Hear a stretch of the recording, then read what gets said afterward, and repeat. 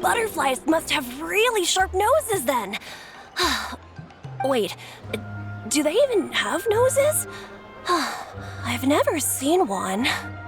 They do not, in fact, and their vision isn't stellar either. However, they can use their antennae to distinguish between scents, and their olfactory senses are generally quite advanced, allowing them to detect floral fragrances from great distances. Oh, so that's how it is. I had a pet butterfly once. I picked wildflowers and placed them in its box, but it wouldn't eat any. That's normal. Raising butterflies isn't difficult, but there are many things you should take note of. Appropriate temperature, sufficient air, and a spacious environment are examples of such considerations. You must also ensure that the food you've chosen suits their palate. Most importantly, you must curb your curiosity and avoid disturbing them while they rest. Otherwise, they may become stressed. Sorry. I liked to poke at its wings at the time.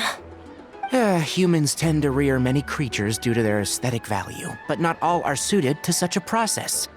Caring for living beings is hard work. Impulse alone is insufficient. Some prerequisite knowledge is always required. You sure do know a lot. I have a question too. I bought a scarab not long ago and it hasn't seemed very active. Can you help me figure out why? I'd like to keep a dustbird as a pet. What are some key points I should consider? Is it possible to keep a Rishbalin tiger as a pet? All right, it seems like you all have a great deal of questions. But I am in the middle of the Inter-Darshan Championship at the moment, so I'm afraid I can't answer them all now. Let me propose an alternative. Next month, there will be a biology lecture at Gandharvaville, and I will be sharing some interesting insights on living organisms there. If you're interested, you can attend that lecture, and if you should have any questions, just prepare them ahead of time. I'll answer questions after I've finished speaking. All right, I'll be there. Of course, please try to ask more rational questions. For example, whether you can raise a Rishbalin tiger as a pet or not is mainly dependent on whether you can overcome one in a fight. Looks like Tainari's science lecture will draw quite a crowd. Huh? Oh. Was I listening in for that long?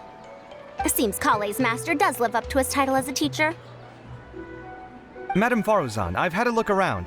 Nearly all the butterflies in this area have been attracted by the incense.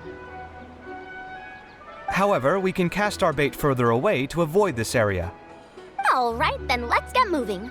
We shan't let all the butterflies get away from us if we can help it. Seems like the competition's really heating up. Let's go see how the other contestants are doing.